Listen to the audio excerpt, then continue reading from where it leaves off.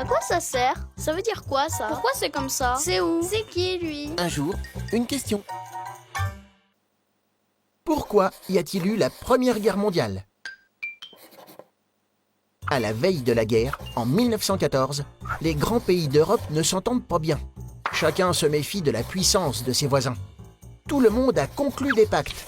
En cas de guerre, chacun sera obligé de venir au secours de ses alliés.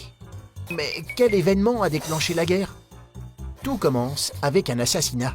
Le 28 juin 1914, alors qu'ils étaient en voyage, un Autrichien et sa femme sont tués par un terroriste. La victime n'est pas n'importe qui. François Ferdinand est le neveu de l'empereur d'Autriche-Hongrie. Son assassin, un jeune Serbe, l'a tué parce que, comme beaucoup de Serbes, il déteste l'empereur et toute sa famille. Il voulait libérer son peuple, dont une partie vit sous la domination de l'empereur d'Autriche-Hongrie. Le problème, c'est que l'empereur est furieux de la mort de son neveu, et il accuse son voisin, la Serbie, d'avoir aidé l'assassin. Un mois plus tard, le 28 juillet 1914, l'Autriche-Hongrie bombarde la Serbie. C'est la guerre. À ce moment, tout aurait pu encore s'arrêter si les autres pays d'Europe ne s'en étaient pas mêlés. Mais la Russie décide de mobiliser son armée pour venir au secours de la Serbie, son allié.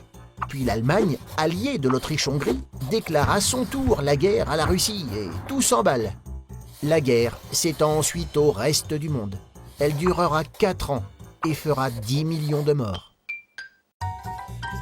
Tu te poses des questions? Nous, on y répond.